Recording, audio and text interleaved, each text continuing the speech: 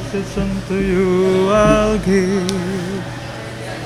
Look and live, my brother, live. Look to Jesus now and live. In the Lord and on the Lord, hallelujah. It is only the truth.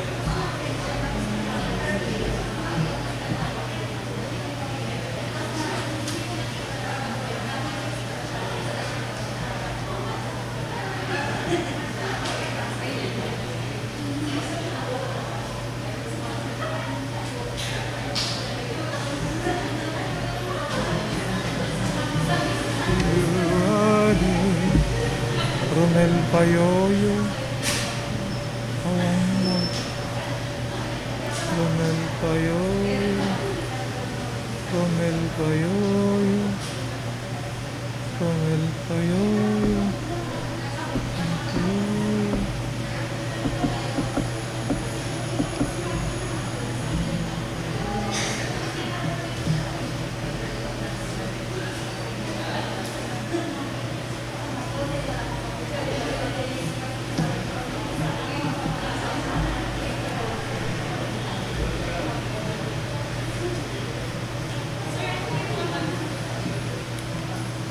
Look and live, this word is not my home. Sister Paz Manuel.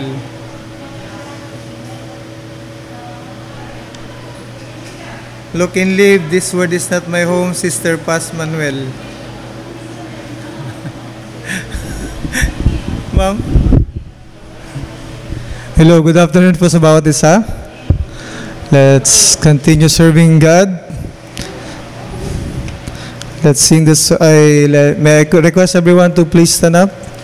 Tawagin natin dito si Sir Teddy for the opening prayer. Kahit dyan na, sir.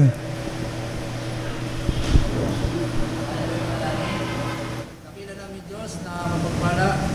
Ako'y nagpupulit at napasalamat sa hapon ito na kami po ay pinagkalaban yung ng pagkakataon na patuloy na makapanambahan. Salamat dakila Diyos sa bawat isa. At salamat Panginoon sa iyong dakilang biyaya sa aming mga buhay. Dalangin po namin dakila Diyos ang patuloy mo nga pong paggabay sa amin. At muli ay dalangin po namin ay yung pagkausap sa amin, igunan ang aming pangangailangan pang spiritual. Gamitin mo nga po Panginoon Diyos sa iyong mensahero upang kami Panginoon ay yung kausapin. Dakilang Ama, ikaw po ang maitas at papapurihan sa lahat ng ito sa pangalan ng Panginoon Jesus. Amen. Amen. As we sing our first song, Look and Live.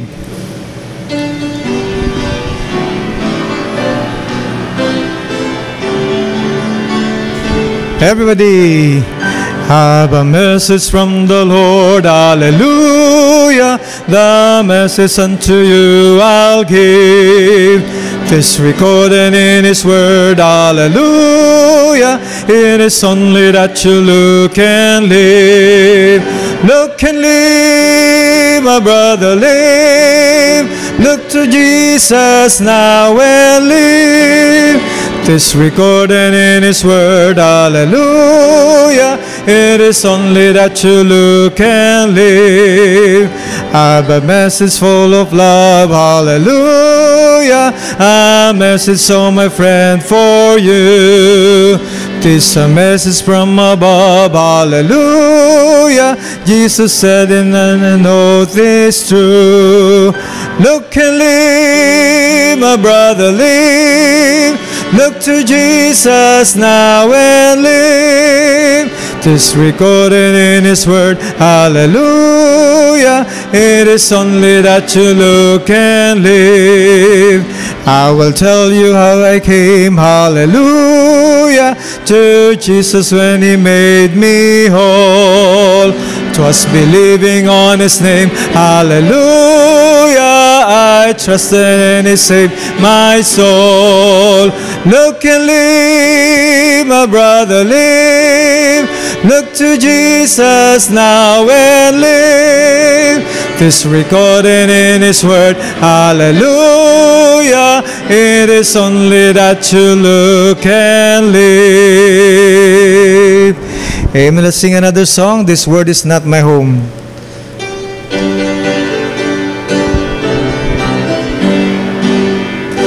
This world is not my home, I'm just a passing through. My treasures are laid up somewhere beyond the blue. The angels beckon me from heaven's open door, and I can't feel at home in this world anymore. Oh Lord, you know I have no friend like you. If heaven's not my home, then Lord, what will I do? The angels beckon me from heaven's open door, and I can't feel at home in this world anymore. They're all expecting me, and that's one thing I know. My Savior's pardoned me, now I onward go. I know He'll take me through, though I am weak and poor, and I can't feel at home in this world anymore. Oh Lord, you know I have no friend like you. If heaven's not my home, then Lord, what will I do? The angels beckon me from heaven's open door, and I can't feel at home in this world anymore. Just up in glory land we'll live eternally. The saints on every hand are shouting victory. Their song of sweetest praise drift back from church, and I can't feel at home in this world anymore. Oh Lord, you know I have no friend like you. If heaven's not my home, then Lord, what will I do? The angels beckon me from heaven's open door, and I can't feel at home in this world anymore. Amen. That's with us a special number.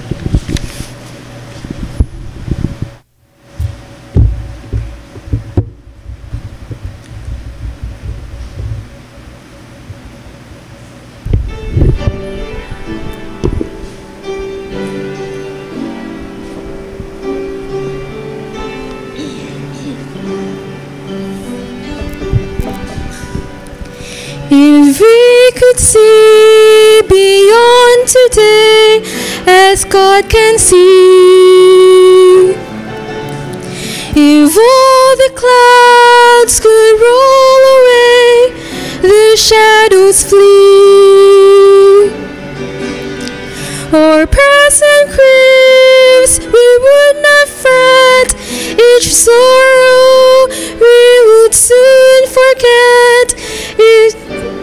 For many joys are waiting yet for you and me.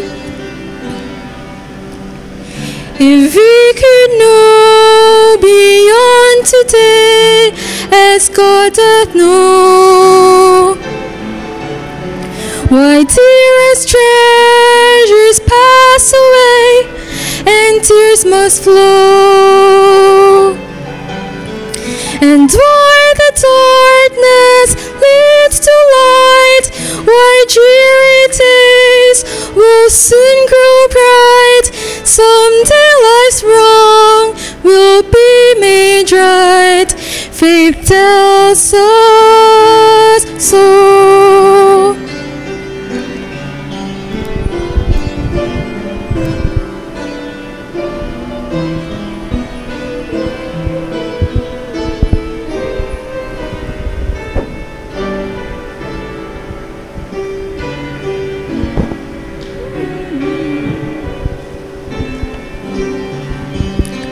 If we could see, if we could know, we often say, but God in love availed the throw across the way.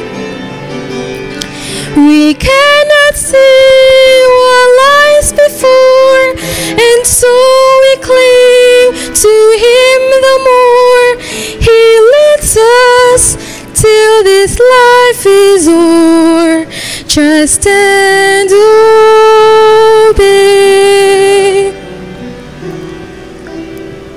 He leads us till this life is o'er. Trust and obey.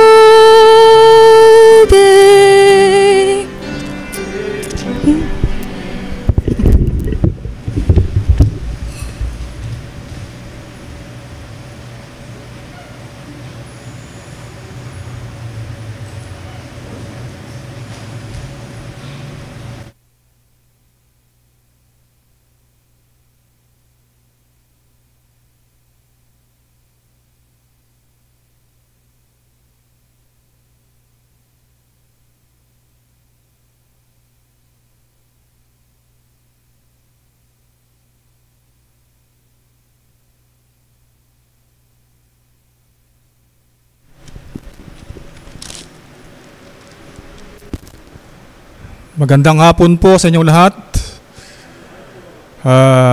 Ito po yung sinasabi talaga nila na oras na talagang maiidlip ka po. Lalo na nung pagkatapos kumain. Dahil yung pagkain po namin kanina ay isa pong Bangladesh dish. Chicken pork adobo with potato. Masarap po. Actually, yun po ang pinaka-popular na kinakain po ng mga Pilipino. Kahit si Pacquiao. Okay, ngayong kahapon po na to, we are on our team, Straighten Thy Path. Ang Panginoong Diyos, inimpress po niya sa akin ang mensaheng ito. Actually, last May pa na nabigay sa akin yung schedule na to, ipinag-pray ko na itong mensahe na to. And nung Wednesday lamang po binigay sa akin ng Panginoong Diyos ang mensaheng ito. Actually, meron pong 7 points dito. Pero huwag po kayong mag-alala, hindi po magtatagal. Actually, yun lang po kasi ang inimpress sa akin ng Panginoong Diyos. I believe mas marami pa.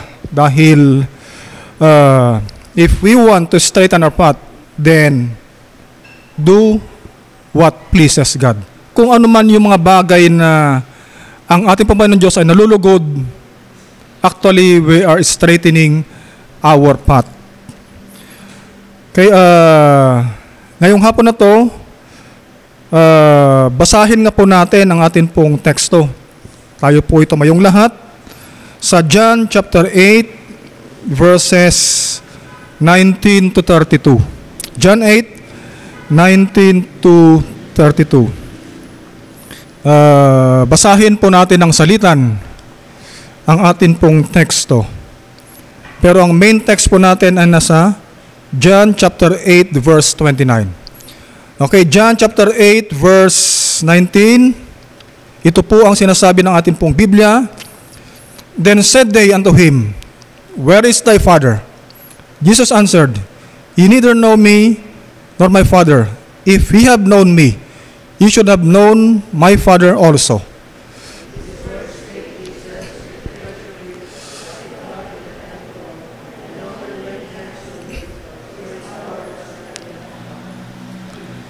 Then said Jesus again unto them, I go my way, and ye shall seek me, and shall die in your sins. Whither I go, ye cannot come.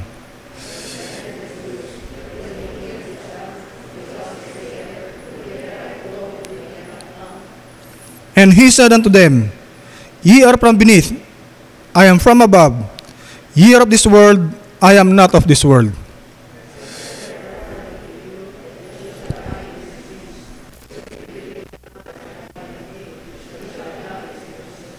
Verse 25, Then said they unto him, Who art thou? And Jesus said unto them, Even the same that I said unto you from the beginning.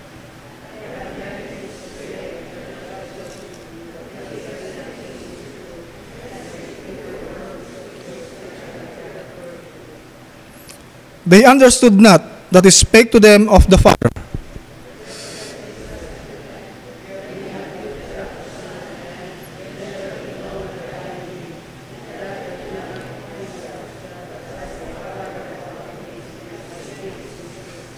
Verse 29, ito po yung main text po natin. And he that sent me is with me. The Father hath not left me alone, for I do always those things that please him.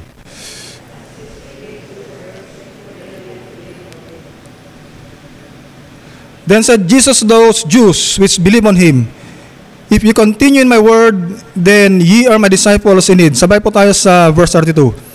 And you shall know the truth, and the truth shall make you free. Manalangin po tayo. Ama naming Diyos na dakila sa lahat, maraming salamat, Ama, sa inyo pong attribute wherein you are in control of everything. Salamat po dahil kami po'y niligtas nyo at natuto mula pa sa inyo pong banal na salita na ang lahat po ng mga bagay po sa mundong ito ay alam niyo po, and kayo po ang tunay na guide po namin, security po namin, and even our refuge, even sa lahat po ng klase ng mga pangyayari, problema, o anumang bagay na pwede pong mangyari sa buhay po ng bawat isa sa mga anak nyo. Kami po ay nagpapasalamat dahil sa bagay na yan ay andyan po yung pong napakadakilang pag-ibig at biyaya po sa amin. Ama, as we are going to have a study again, O Lord, sa inyo pong banal na salita, on the things that pleases you, that we may straighten our path. Ama, ihanda niyo po ang amin pong puso, ang amin pong kaisipan, na kung ano man, Ama, yung bagay na amin pong makikita, matutunghayan o kaya masabi niyo po sa amin sa hapong ito po sana'y maging pagkain po namin na amin pong namnamin at maging parte po ng amin pong buhay. Salamat sa bawat isa, salamat sa church na to, salamat naman sa mga sinaunang missionary po na pumunta po dito sa Pilipinas upang ang church na to, Ama, ay magkaroon po ng birth dito po sa San Fernando. Ama, as we go on, Ama, hanggang sa pagdating nyo, may you find us faithful, serving you and pleasing you in all things. I-bless you po ang aming pong pag-aaral, i-bless you po ang bawat isa, at kayo naman po ang siyang mitataas sa amin pong kalagitnaan. Ito pong aming dalay pasasalamat sa pangalan ni Jesus. Amen. Okay, thank you po. Please be seated. Okay, sa atin pong text, actually, ito po yung account wherein ang Panginoong Hesukristo ay na-encounter niya po yung mga kalalakihan. First, chapter 8, sa simula po ng chapter 8, na kung saan dinala po nila ang isa pong adulteress ba yun, pagbabae? Adulteress sa harapan ng Panginoong Diyos. At siya po ay kinondem po siya ng mga kalalakihan. So, ang ginawa po nila, ipresent po sa Panginoong Hesukristo. At alam niyo po, gusto po nilang mahulog sa kasalanan ang Panginoong Hesukristo. Sinabi ng verse 6, this they said, tempting him, that they might have to accuse him. But Jesus stooped down, and with his finger wrote on the ground, as thought he heard them not. Yan. And then nung po siya ay tumayo, ito po ang sinabi niya sa verse 7, he that is without sin among you, let him first cast a stone at her. Alam niyo po yung mga nag-accuse po sa kanya ay mga unbelievers po. Lahat po kasi sila siguro nakalimutan nila na sila rin ay masasamang tao. And besides, sila po ay hindi ligtas. Wala po kay Kristo. And then, isa-isa po, from the elder, sinabi po niya dito sa verse 9, sila po ay na-convict at sila po ay na-konsensya. At doon po nila na-realize na sila rin po ay makasalanan. Yan. Kaya sa verse 10, sinabi ng Panginoong Kristo, woman, what are those than accusers? Hath no man condemned thee? Yan. Ang sinabi po ng babae, wala po, sabi niya, neither I. Dahil lahat naman kayo ay makasalanan. Pero at that time, the woman, na-realize niya na ang kaharap niya ay walang iba kundi the way, the truth, and the life. Tinanggap po niya ang Panginoong Kristo bilang sarili niyang tagapagligtas at Panginoon. Yan. And then sa verse 19, nagpatuloy po na nakasalamuha po ng Panginoong Kristo ang mga unbelievers. So dito po sa verse 19, sinabi po dito, sa verse 18, magsimula sa verse 18. Sabi ng Panginoong Kristo, I am one that bear witness of myself, and the Father that sent me beareth witness of me. Ako ay witness ng aking tatay, sabi niya. At ang aking tatay na nag-send sa akin ay he beareth witness of me. He is working in me. Yan. At sinabi nila, yan, they said unto him, where is thy father? Ito ang sagot ng Panginoong Kristo. Ye neither know me nor my father. If ye have known me, you should have known my father. Yan. Sinabi po niya na kung kinilala niyo lang ako, kung nirecognize niyo lang ako, kilala niyo na sana ang aking tatay, sabi niya. Yan. These words spake Jesus in the treasury as he taught in the temple, and no man laid hands on him, for his hour was not yet come. Gamin dito ikot kwa, tiliwan da nga na po sa Kristo, tapno ti ka sa kadadati, mayakyus na kanya na nga alaan daket ibalod da. Pero wala po sila makyus. At sinabi din ng verse 20, no man laid on him, for his hour was not yet come. Hanapay nga oras. So lahat po ng mabagay po sa ating pong buhay, merong oras po yan. Iyan po. Verse 21, then said Jesus again unto them, I go my way, and shall seek me, and shall die in your sins. Whither I go, ye cannot come. Yan, sinabi niya, pupunta ako sa aking, ijawagas ko na, kat birukan da ko na, and shall die in your sins. Shall die in your sins, ibig sabihin niyan, kung wala sa kanila Panginoong Kristo, then they will die with their sin, with their own understanding of what things, yun bang, kung ano yung pleasing sa kanilang sight, na kung sila sa maliligtas, yun po ang alam nila. Kaya nga po sinabi dito, shall die in your sins. Whither I go, ye cannot come. Kung saan ako pupunta, hindi kayo makakasunod sa akin, sabi niya dito. Verse 22, then said the Jews, will he kill himself? Because he saith, whither I go, ye cannot come. Kaya kung titingnan po natin ang mga unbelievers, kahit ano pong turo ng salita ng Diyos ang sasabihin sa kanila, unless na sila po ay maliligtas, hindi po nila maintindihan. Yan. They may appreciate, they may know a little, pero hindi po nila maintindihan. Mag-give up po sila. Verse 23, and he said unto them, ye are from beneath, kayo ay nasa ilalim. Ibig sabihin niyan, they are from hell. Sila ay anak ng Diablo. I am from above. Ako ay sa langit. Ako ay anak ng Diyos. Ye are of this world. I am not of this world. Sabi niya, I said therefore unto you, that you shall die in your sins. Mamamatay kayo sa inyong mga kasalanan, because you have no Christ in you. For if you believe not that I am He, ye shall die in your sins. Kung hindi ka maniniwala sa akin, ye shall die in your sin. Verse 25, they said unto him, who art thou?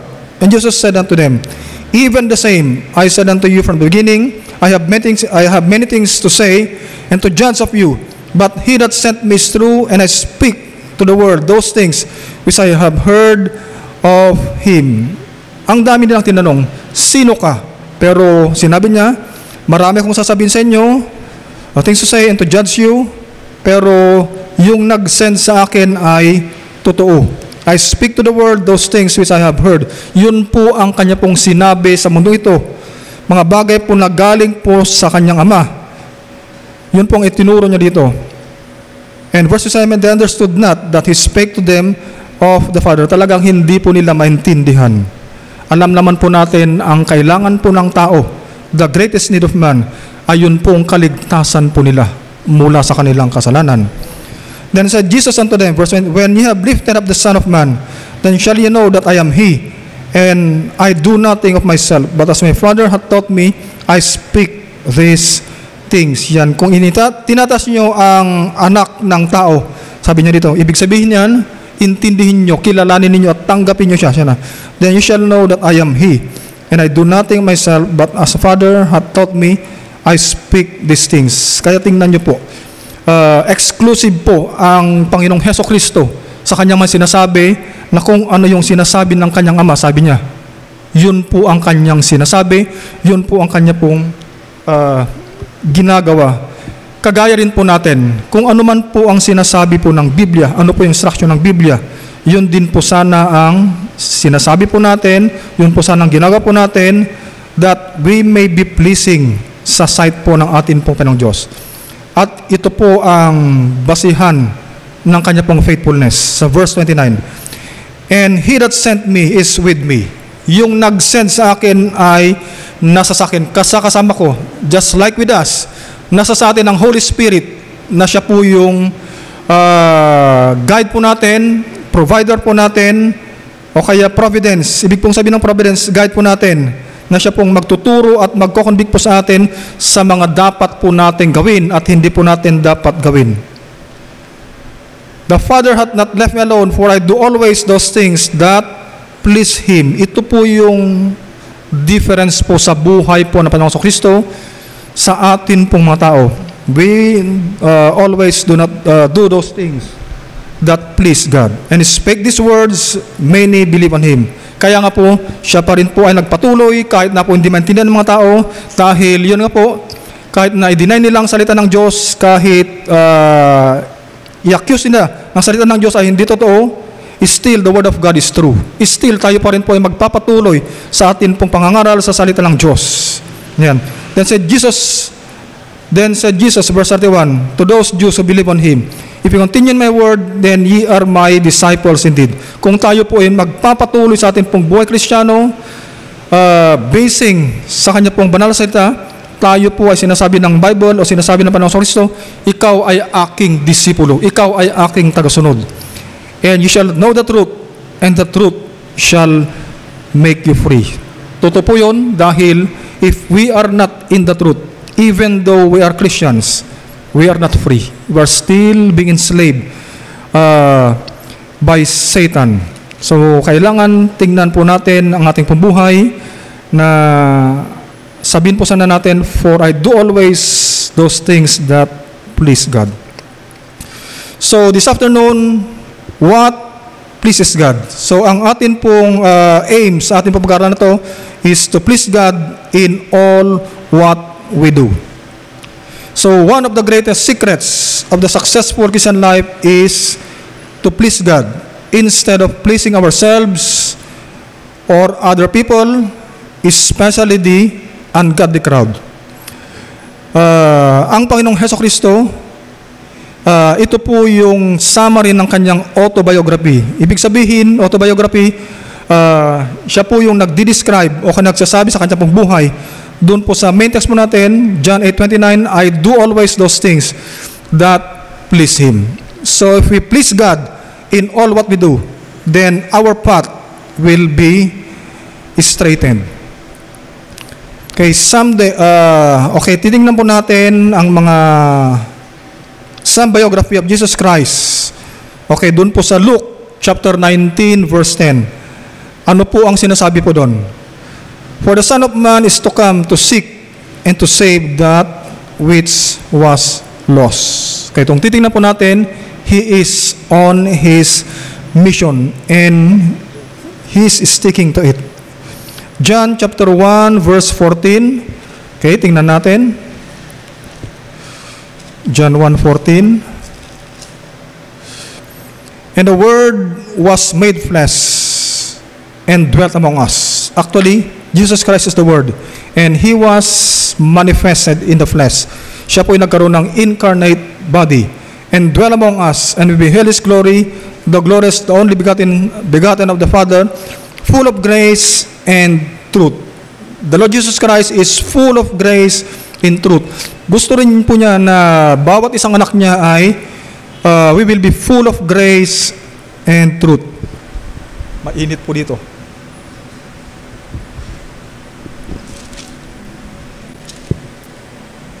Yan. And then sa Acts chapter 10 verse 38. Yan.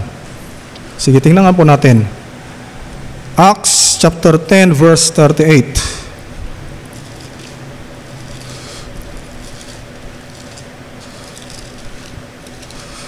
Kaya ito pong sinasabi nating Bible, now God anointed Jesus of Nazareth with the Holy Ghost and with power. Isipin po natin na nung pumunta pong Panginoong Kristo dito, siya po ay 100% man. 100% God, pero hindi po niya ginamit. Dahil ang kailangan po kasi na sacrifice para sa kasalanan ay isa pong 100% na tao. Yun po ang isa sa requirement niya. How God anointed Jesus of Nazareth with the Holy Ghost and with power. Bakit po yun pong buhay ng Panginoong Kristo ay He was anointed with the Holy Ghost and with power dahil siya po ay 100% obedient sa ating pong Panginoong Kristo. Kagaya rin po natin, if we are only to submit ang ating buhay sa Panginoong Diyos, then we will have the anointing and we will also have the power to minister and to preach and to teach God's word. Who went about doing good and healing all that were oppressed of the devil. Ginawa po yan ng Panginoong Kristo.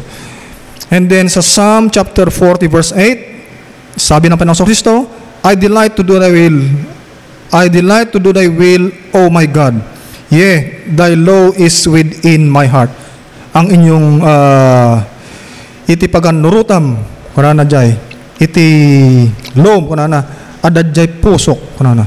Luke 2:49, I must be about my Father's business. I will do the business of my Father. Dahil yan po kasi ang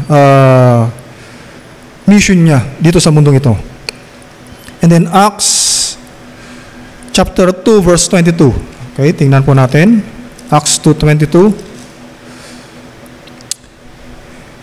Okay, ito po yung preaching po ni the Apostle Peter doon po sa the day of Pentecost. Sinabi niya sa verse 22, Ye men of Israel, hear these words.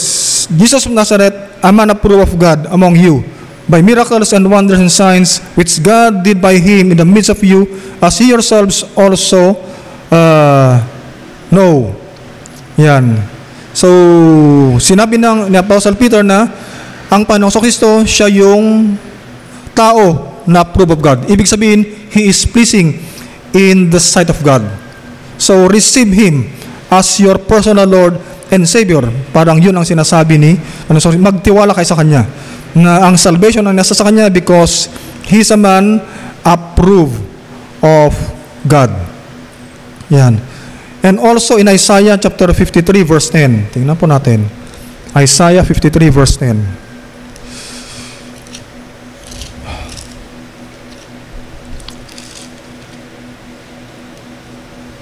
Okay, ito po. Yet it pleased the Lord to bruise him. He hath put him to grief. When thou shalt make his soul an offering for sin, he shall see seed. He shall prolong his days, and the pleasure of the Lord shall prosper in his hand. So, tingnan po natin sa verse 10, sa simula, naging pleasing sa sight po ng Panginoong Diyos na pahirapan siya. Yan. Yan. He had put him to grief. When thou shalt make his soul an offering for sin. Ginamit po niya ang Panginoong Kristo as an offering for sin dahil siya po ay perfect without blemish. Pero siya po ay naging kasalanan dahil po sa atin. And then, sinabi doon, he shall see seed, magkakaroon siya ng seed, and he shall prolong his days, and the pleasure of the Lord shall prosper in his hand. Kaya nga po, ang dami pong nangaligtas dahil po sa ginawa ng Panginoong Hesukristo. Yan. And in Romans chapter 15 verse 3,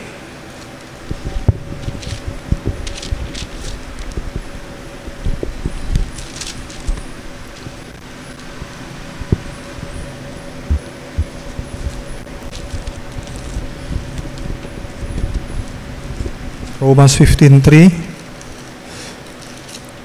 Ano pong sinabi doon? For even Christ pleased not himself, but as it is written, the reproaches of them that reproach thee fell on me. Dahil siya po ay on a mission. Meron pong mga bagay na kagaya po natin. Siya po ay siguro marigregatanan. O kaya sobra na yung bigat yung ng kanyang dinadanas, pero he did not please himself, but he pleased the Father. Yan. So the one consuming passion of Christ, Christ's life was to please the Father. Nothing else mattered.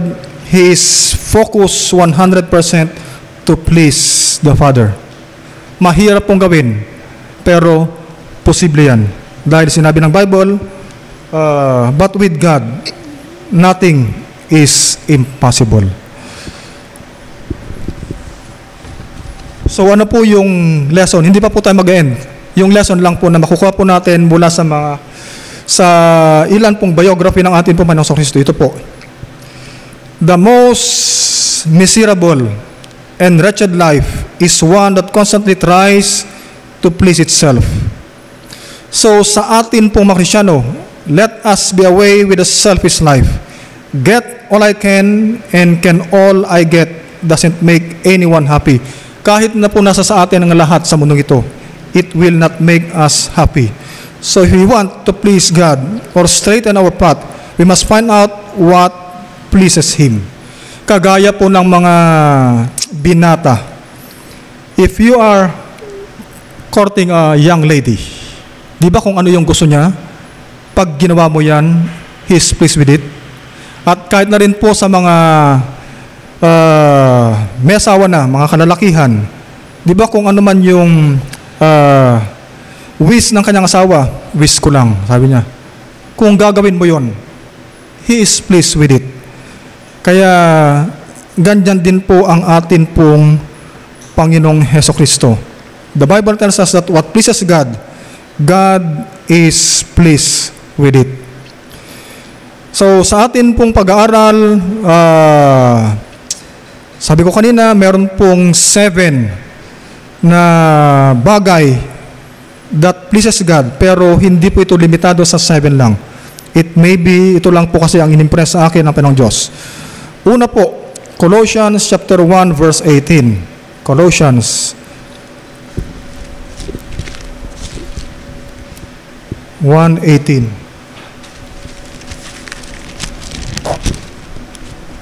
Ako po yung taong madaling magpawis. 18. Colossians 1:18 and 19. Ito po ang sinasabi ng ating pong Bible. And He is the head of the body, the church. Christ's body is the church, who is the beginning, the firstborn from the dead. Yan, siya po yung una pong nag-resurrect na tao na nagkaroon po ng glorified body.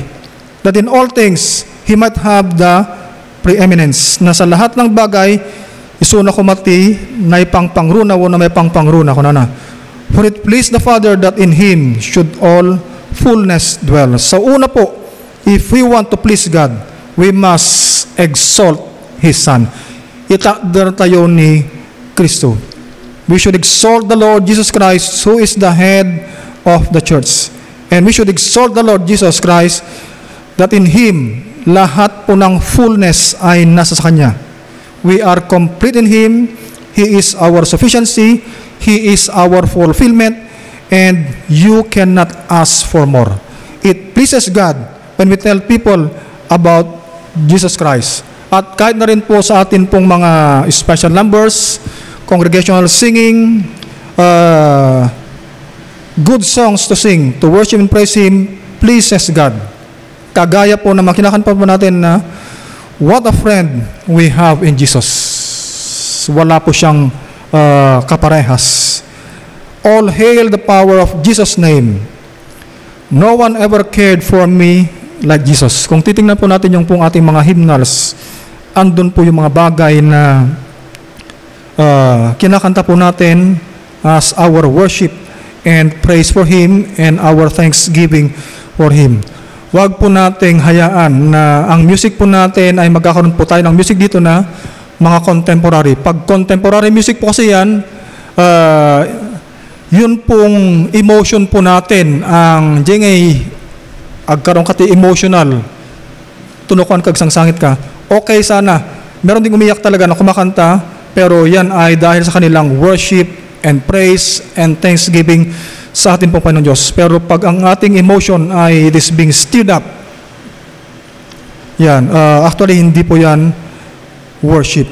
So, God is pleased when we exalt His Son, no matter derta iti anak na ni Apo Kristo. Secondly, we please God when we do good. Hebrews chapter 13 verses 15 and 16.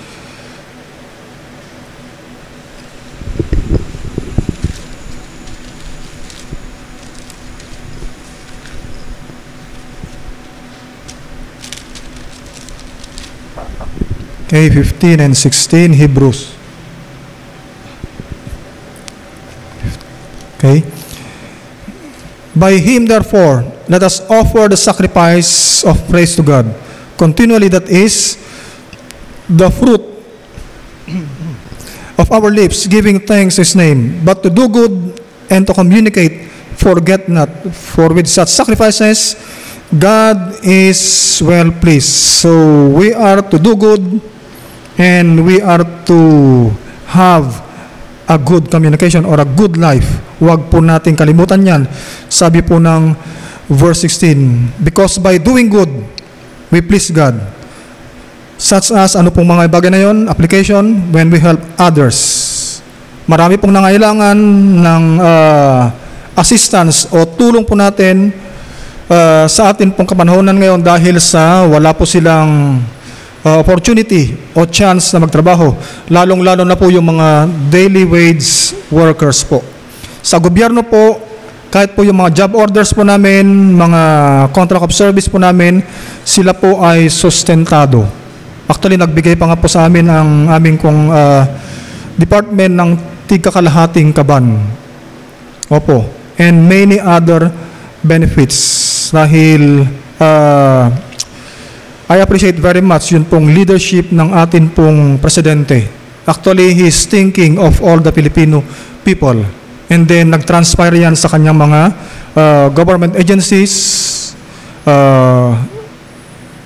national government, local government, and then in-encourage din po niya sa mga private na corporations to support their employees in this time of need. Pero ang hirap lang po, yun nga, hindi naman nag-operate yung kanilang business. Paano yung kanilang income? Talagang hirap po sila. Kaya ganyan po ang nangyari sa Amerika. Maaga po silang hindi po nagtagal yung kanilang lockdown dahil natatakot ang Amerika na bababa yung kanilang economy. Kung wala po kasing business, then the government will not get taxes. At kahit na rin po sa amin pong sa public works, kung hindi po magpapatuloy ng construction at kung hindi mababayaran yung mga kontraktor, syempre yung mga billings po nila ay meron pong taxes yan, ibibigay po nila sa gobyerno. Wala pong income ang atin pong gobyerno. Kaya yun po ang mahirap sa atin pong sitwasyon. Actually, yun pong mga savings po namin at yung mga other projects po namin na actually, yung may iba nga, nasimulan na, parang binabawi pa yata. So, napakahirap po ang sitwasyon po ng gobyerno po natin. Kaya actually, ipinagpre-pray ko po talaga ang gobyerno po natin. Una, nasa mga Kristiyano na kanilang mga empleyado, and all Christians na merong malapit na kakilala sa mga government officials po natin, sana po meron po silang conviction to win them to Christ. Actually, inisip ko nga kung ano yung ipagpre-pray natin sa ating gobyerno. That God will intervene with them. That God will provide for the needs of this country para masustain yung pangailangan. Actually, kung titingnan natin yan, God can only work sa mga ligtas. Sa mga ligtas ng ating society na malapit sana sa gobyerno natin, sa mga politiko natin.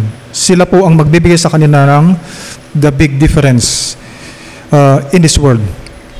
Yan, lumayo na tayo. Yan. And also, we must also buy things for those in need. I appreciate very much yun pong mga kapatiran na bumili po ng mga pangailangan po ng atin pong mga kapatiran na kailangan po ang tulong po natin, lalong-lalo na sa kanila pong basic needs.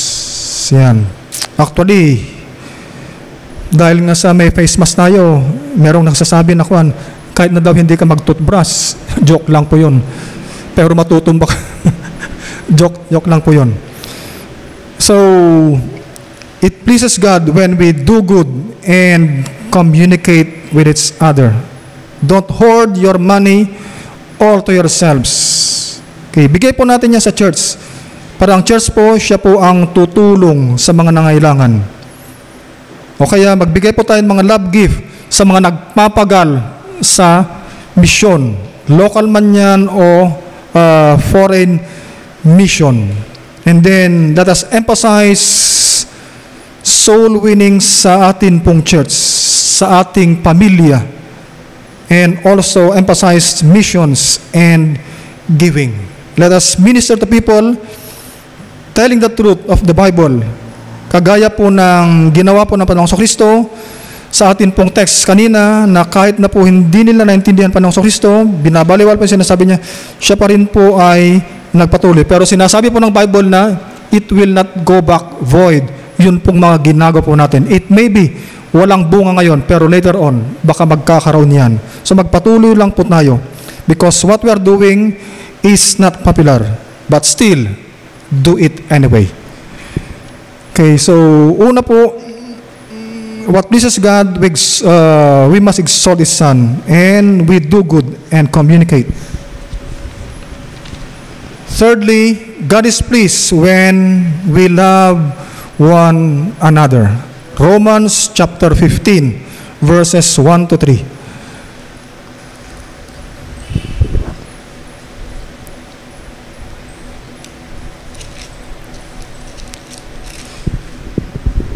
Okay, Romans 15, 1 to 3. We then, that are strong.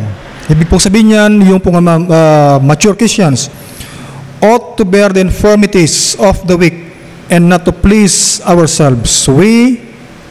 Yun pong mga mature Christian, we should not please ourselves. Pero kailangan dyan ay anusan tayo. Dagiti pangangailangan, nunusan spiritual man, no material man, the infirmities of the weak. Let every one of us please his neighbor for his good to edification. I-edify po natin ang kapatiran, and even sinabi po dito, our neighbor, that they will be edified. First of all, that they will be saved dahil po sa ating witness, sa ating pong ginagawa para sa kanila, and for the glory of God. For even Christ pleased not himself, but as it is written, the reproaches of them that reproach thee fell on me. Yung bigat ng kasalanan ay it fell on the Lord Jesus Christ. That's why He is our great Savior, our loving and great Savior. So if we love others, the brethren and other people, we will be encouraging them to get busy serving God. Actually, yung pong pag-ibig po natin, yun po ang mag-perk up ng buhay po ng bawat kapatiran na manilbihan po sa Panginoong Diyos. Do soul winning, minister, pag-aralan pong Bible para makapagturo din sila, yun po. So, if we love others, the brethren with a pure heart, then love for each other will be promoted. Kung yan po ang ginagawa po natin, tayo po ay talagang taus-pusong nagmamahal sa bawat isa, then love will be promoted in the church. Actually, it is our love that effectively minister to others as they will be encouraged. Yan po. 1 Corinthians chapter 13. Tingnan po natin yon. Okay, yung supremacy po ng pag-ibig kesa sa ating mga gifts po. 1 Corinthians chapter 13.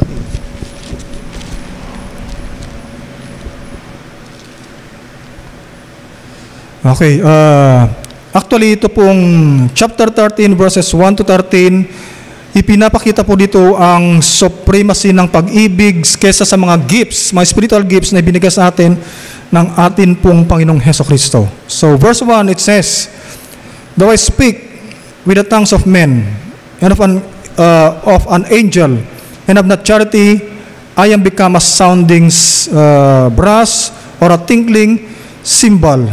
So kung walang pag-ibig, sabi dito, we can do have not charity, I am become sounding, parang nagsasayang lang tayo, sabi niya dito. Verse 2, and though I have the gift of prophecy, yan, ako'y mangaral ng salita ng Diyos and understand all mysteries, naintindihan ko lahat ng mga misteryo, and all knowledge, the knowledge of the Word of God. Though I have all faith so that I could remove mountains and have not charity, I am nothing. Bali wala ako, sabi niya dito. Yan po ang sinabi ni Apostle Paul. And though I bestow all my goods to feed the poor, and though I give my body to be burned, and have not charity, it profiteth me nothing. Kahit natutulong ko with my goods, feed the poor, sabi niya dito, kahit nasunugin nila kung buhay, kung walang pag-ibig sa ginagawa kong yan, sinabi niya, it profiteth me nothing. Ito na ang description actually, agape love ito, pag-ibig ng Diyos. Pero, posible yan po sa atin pong buhay bilang anak ng Diyos dahil we have the Holy Spirit and we have the love of God that is shed abroad sa atin pong puso. Charity suffereth long and is kind.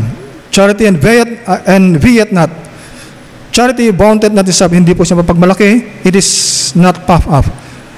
Doth not behave itself unseemly. Seeketh not her own. Hindi po niya sinisik ang kanyang sarili.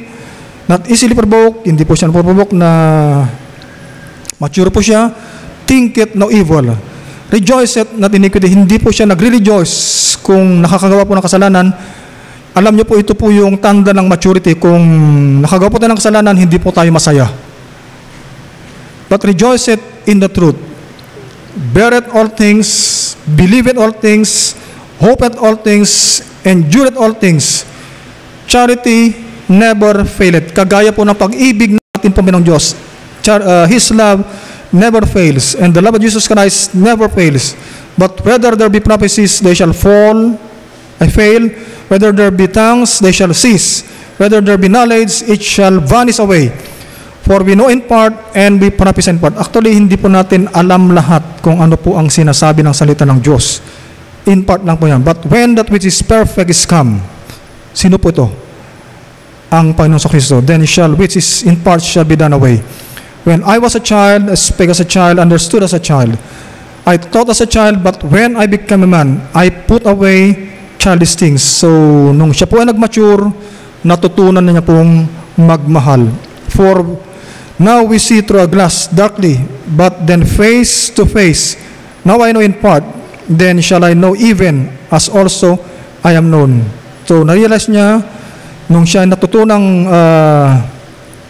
magmahal, then na-realize niya na he only knows in part, and it is only by the grace of God. And now by that faith, hope, charity, these three, but the greatest of these is charity.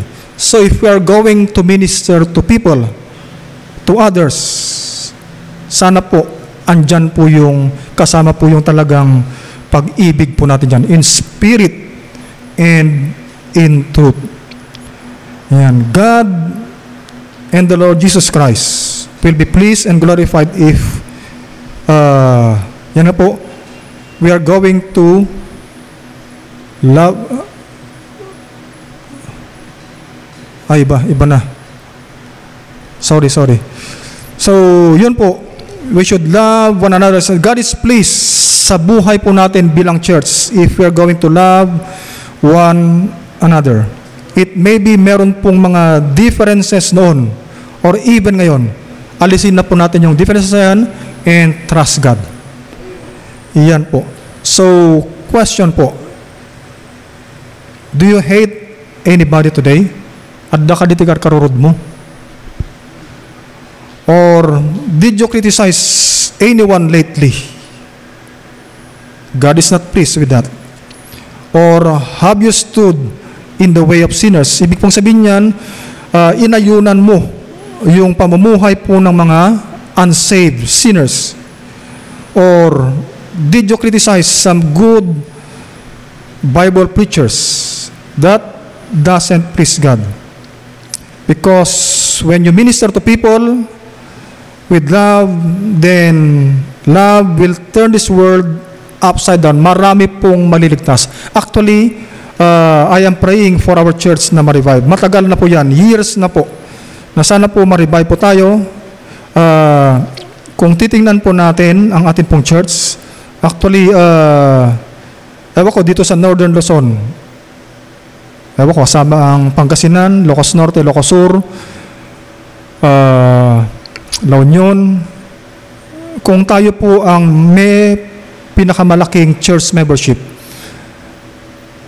isa lang pastor yun, na ang church po natin ay isa sa pinakamalaki.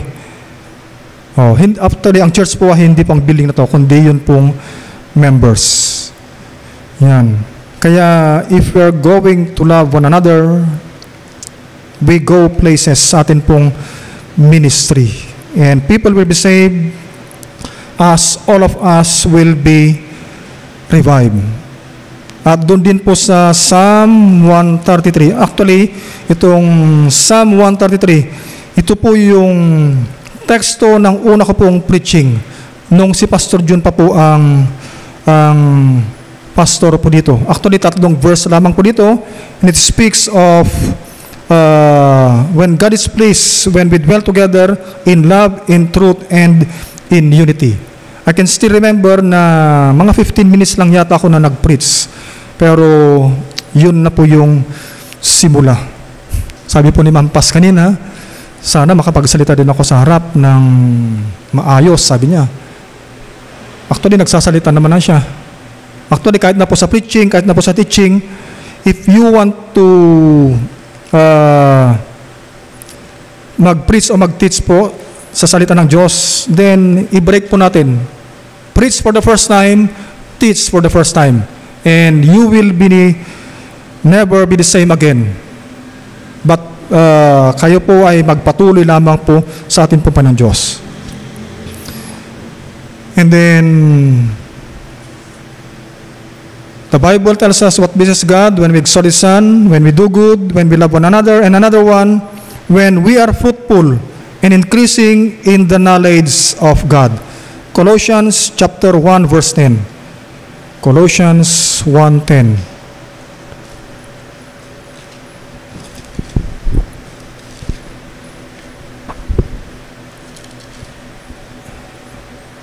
Okay, ito po ang sinasabi nating Bible. That ye might walk worthy of the Lord unto all pleasing, being fruitful in every work and increasing in the knowledge of His Son. We are pleasing to God if we are fruitful and increasing in the knowledge of God. So, question po para sa bawat isa sa atin. Examine po natin ating buhay. Are you bearing fruit for Jesus?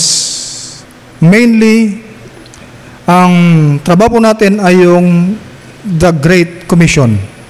Luke chapter 15 verses 7 and 10. Luke 15. 7 and 10. Okay?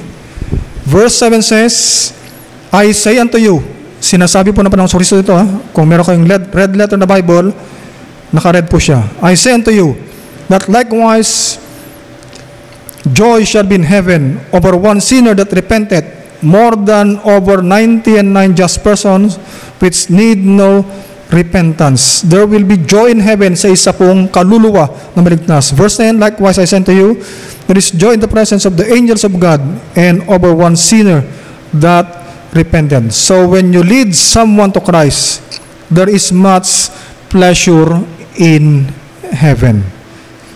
And what about this question? Are you increasing in the knowledge of God? 2 Peter chapter 3 verse 18 says, but grow in grace and in the knowledge of the Lord Jesus Christ. To Him be glory forever and ever. God and the Lord Jesus Christ will be pleased and glorified if we will know more about them. So we need to grow spiritually. We need to grow in grace. We need to know Him more because dapat po magkaroon po tayo ng spiritual growth. Spiritual growth para yun na po ang conformation po natin ay dapat na kay Kristo. We should be conformed sa atin pong Panginoong Hesukristo. Spiritual growth is designed so that we could love God more and more, that we may serve Him according to His pleasure or according to His will. Because we cannot serve someone we don't know and we don't love. Pagkilala po natin, o kaya napamahal po tayo sa miniminister po natin, then we will be serving them. Yan po. Kaya nga po ang Panginoong Kristo, dahil mahal po niya tayo, He ministered greatly to us, even to the salvation of each one of us. Spiritual growth is also designed to counteract false teaching. Kung kayo po ay nag-grow spiritually, makakounteract niyo po ang mga false teachings. Because the more we know God, and actually the more we know the devices of Satan, the more we live by faith. Actually, meron din po akong conviction na magturo po about the doctrine of Satan. Alam niyo po, pag sa giyera po,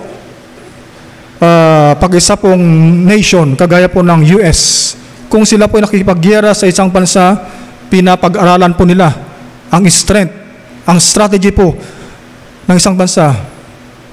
Kaya, o kaya ang kanilang weakness, para yun nga, meron prepared po sila na diyan ngay parmakan o nabakan dahil nga nation.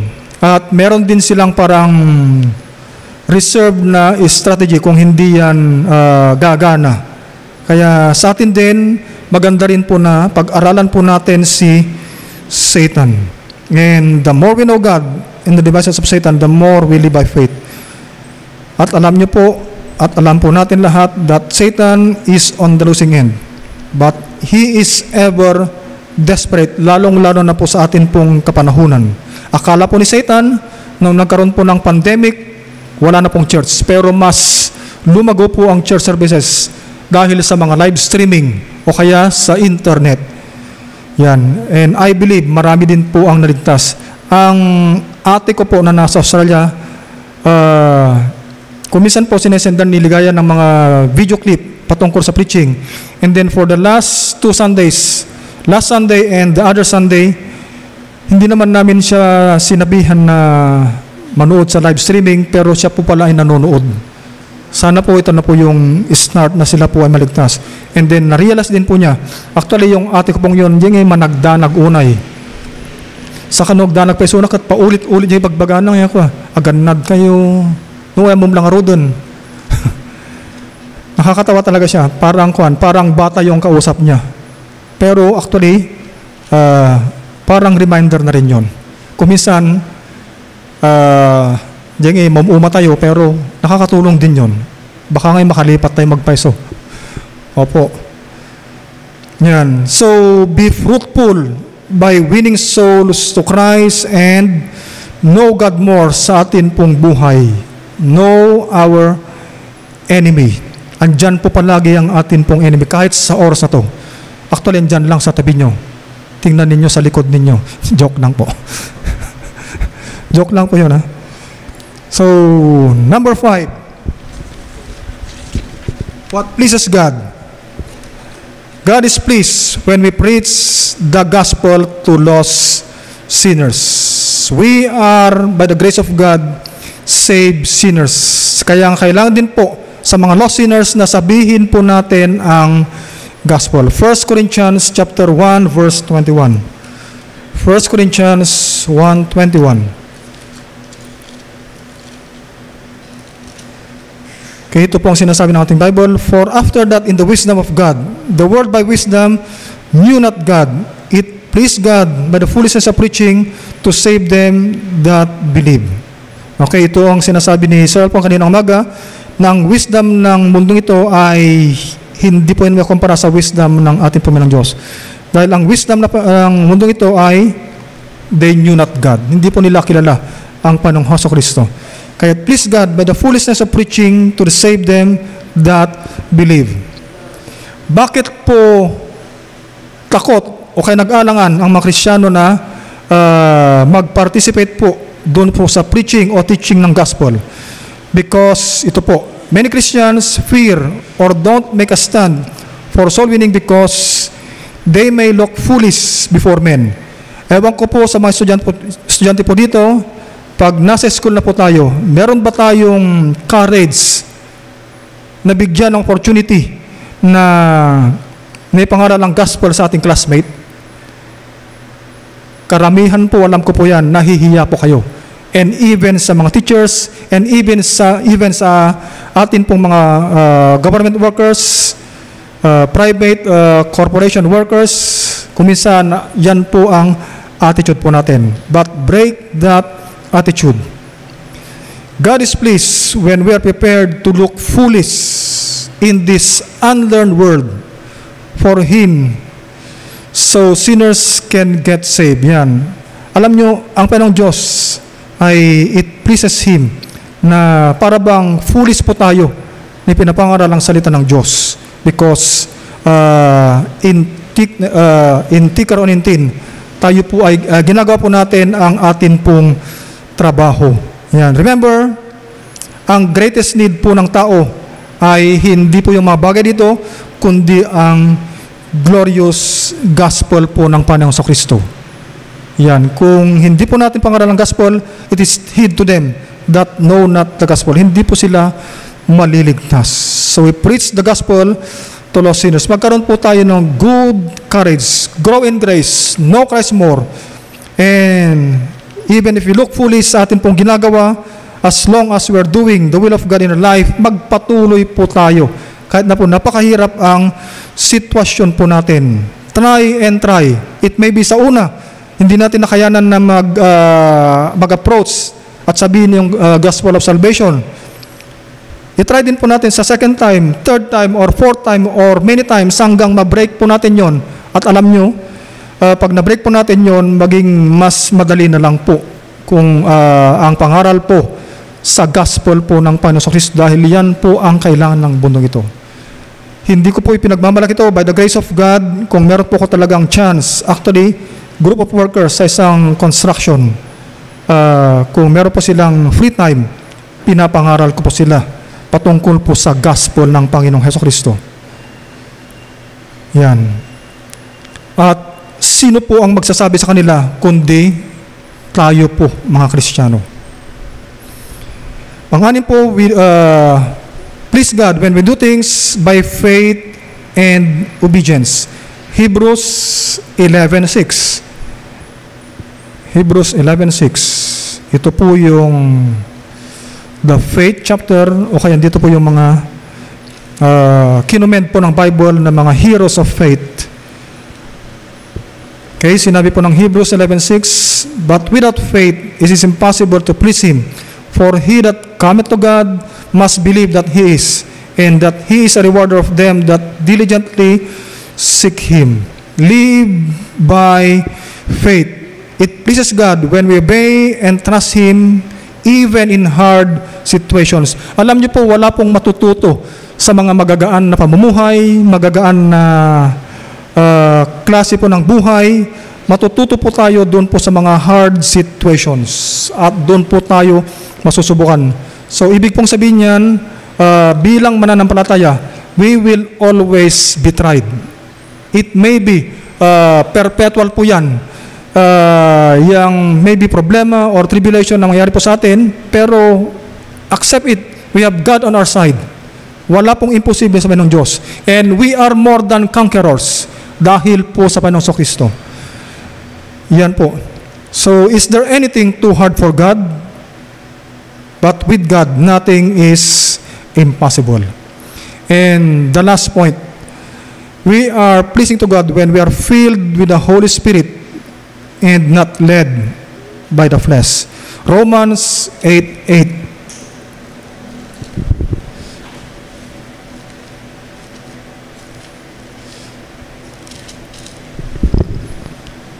So then, they that are in the flesh cannot please God. Alam po natin ang kahinaan po natin. We are weak in our flesh. But if we want to be pleasing to God, i-break po natin yun pong kagustuhan po ng flesh po natin. Be filled with the Holy Spirit. Let the Holy Spirit guide us, help us, and His conviction be followed. We cannot please God in the flesh. So give every areas of your life sa Holy Spirit. Brethren, guard your heart from time to time. Dahil sinabi ng Proverbs chapter 4 verse 23. Okay? Proverbs 4:23.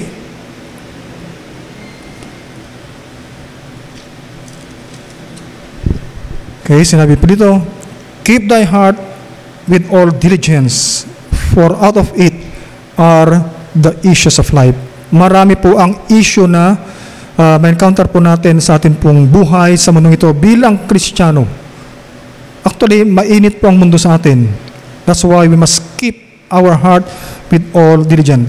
Guard our heart. And then, in John chapter 8, verse 29, yung pong main text natin kanina, gayahin po natin ang Panginoong Kristo na sinabi niya, I always do those things that please Him. And for our conclusion, okay, summarize ko muna. Okay, how can we be pleasing sa atin po Panginoong Diyos? Una po, if we exalt His Son. Pangalawa po, when we do good and communicate. Pangatlo po, when we love one another. Pang-apat, when we are fruitful and increasing in the knowledge of God. Panglima, when we preach the gospel to lost sinners. Pang-anim, we do things by faith, when we do things by faith and obedience. At 7, but not the least, when we are filled with the Holy Spirit and not led by the flesh. And for our conclusion, ito po ay nasa form ng question. Do you please God? Examine yourselves. Are you really pleasing God? Ako rin. Do you please yourself? Or do you seek to please the ungodly crowd? Kung minsan po, nagiging compromiser po tayo. Dahil kung minsan, maka-encounter po tayo ng mga matataas na opisyal ng mundo ito. And we tend to give in to them. So, what are you doing that is displeasing to God? So, get right with God today, be pleasing to Him, and mind you, your path will be straightened, avoiding a deceived life. Tayo po'y manalangin. Panginoong Diyos na dakila sa lahat, maraming salamat Ama sa lesson o aral na niyo pong ibinigay po sa amin. Salamat Ama dahil meron pong Biblia, andyan pong mensahe niyo na palagi pong nagre-remind po sa amin so that our life will please you at hindi po masayang para hindi po kami magkakaroon po ng isa pong deceived life. So sa hapong ito Ama, as we're going to have a short invitation, kayo po ang mag-convict, kayo po ang gagawa sa puso ng bawat isa na kung ano man naman yung bagay na itama po ng basa sa amin, ay gawin po namin yan ngayon dahil all of the things we're going to do, it must be today, not tomorrow dahil hindi po namin sigurado bukas. So I pray na kayo po mag-bless sa amin pong invitation as each one of us ay tatayo at magkaroon po ng commitment or anything you want to establish with God. Gawin niyo po yan sa inyo pong sariling upuan. Mag-pray po tayo.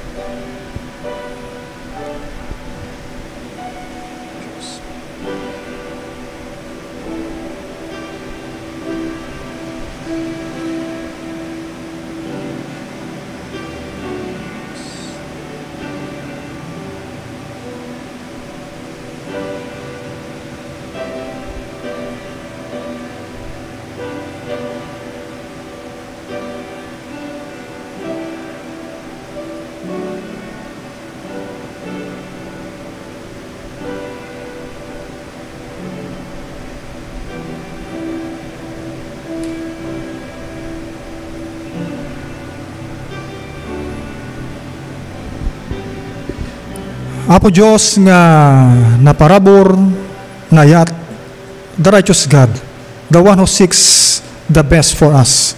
Agyaman kami Apo Diyos itin payo manan nga oras may, agyaman kami Apo Diyos iti panagdengeg ti bawat maysa, and I know, O Lord, with these things, si kaamak at adanga ay tantanok, adanga ay pandayaw. Ama, as we close, Ama, iti dayto yung malam dato'y panakay kasabat isa sa idawat ko nga rin nga bendisyon ng titong kalmaysa, bendisyon ng ti church me, as continue, Ama, nagtrabaho kayo, iti biyag me, tapno ti kasta po Diyos, ma-develop me, Ama, ti biyag that is pleasing in your sight. And the thing that we must do, Ama, i-commit me ti bagi me, nga iti aming nga banag, we will please you. Ama, thank you iti oras nga ken paay. Thank you ti parabor, thank you tayat. Tadi kita po Diyos ti dawat mi pagyaman mi iti naga ni Jesus. Amen.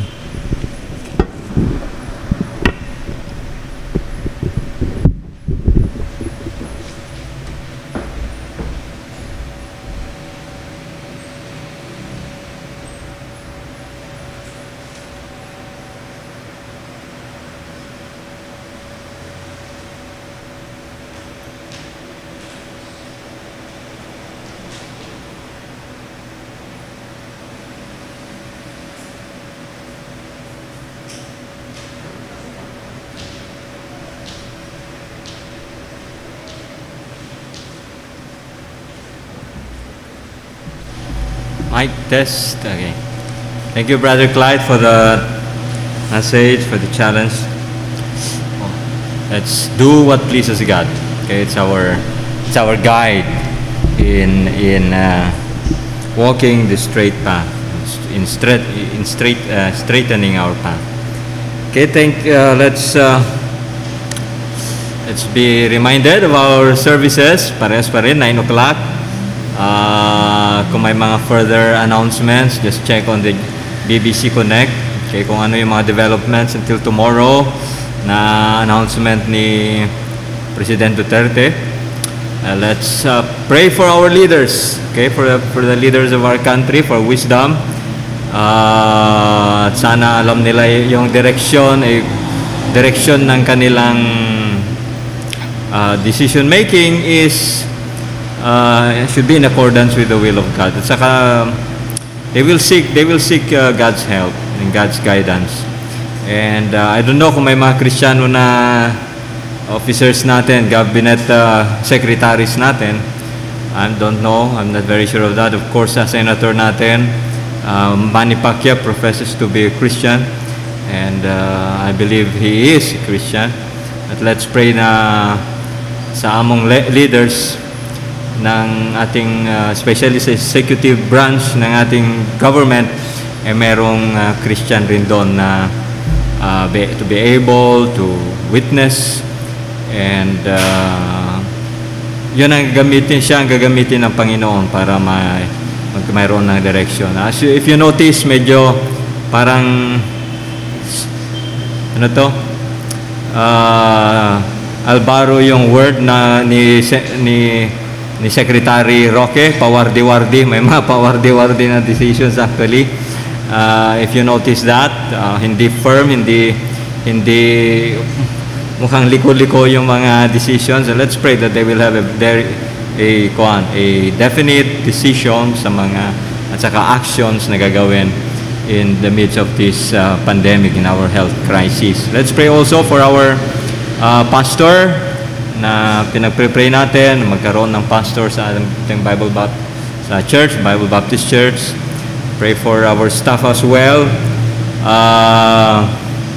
Enrollment for Luba already started. It will continue until June 26, am I correct? And I'm not sure kung ilan na yung mga nag-enroll, but we have enrolled this already. And compared siguro sa ibang schools na gagamit mga online or remote learning, Luba is, and among other schools using the accelerated Christian education, yan yung pinaka-ready, matagal na yan. Okay? Meron na tayong materials, and even our part, kahit na walang face-to-face na assembly doon sa school or attendance doon, they can do that through Messenger. I think they're set for that already. So let's pray for our academy as well. Sana this will open up. This will be an opportunity na marami tayong mahikayat ng mga parents na mag-enroll sa Luba. So, yung staff namin, yung secretary ko, I think she wanted to transfer her son sa Luba, and nasa St. Jude dati, so hinihikayat niya rin yung mga ibang parents doon na mag-enroll sa Luba. And let's pray that it will be an opportunity, itong online na to, may become an opportunity na marami tayong will be able to increase yung enrollees natin sa Luba. And this is a ministry of Bible Baptist Church. It's a way for us to win these children God entrusts to us. At the same time, it's an opportunity for us to bring yung mga parents rin to the saving knowledge of our Lord Jesus Christ, to bring them to church as well. Okay, let's pray. We'll have our meeting this afternoon after the service. Mga trustees, pray for the decision making rin, some wisdom that for God to give us in our decision making. As ganun rin, let's pray for the health of everyone, especially yung mga nasa frontliners, medical frontliners natin. So let's pray for them. Sister Casey was here, and she sang special number for us this morning. So let's pray for them. Mga iba rin, Sister Crystal, okay, sa Manila, of course si Brother Eric doon sa Singapore, and sino pa, si Brother Glenn, sino pa, Baby Jane, yes, Sister Baby Jane sa Brunei, yeah, Oman, yes, Oman, sorry. Oman, and among others. Okay, let's continue to be in prayer for them. Okay. Of course, mga senior citizens natin and yung mga below 20 years old natin, ipag-pray po natin yan. Actually, si Mrs. Kapon, medyo nahihilo-hilo hanggang kaninang umaga pa, nahihilo-hilo rin yan. Mataas yung na-high blood yata siya. Ewan ko kung nakita niya, kung masama yung pagkakita niya sa akin kaninang umaga nung nagising, na-high blood at sa kapon. Okay, joke lang. So let's pray.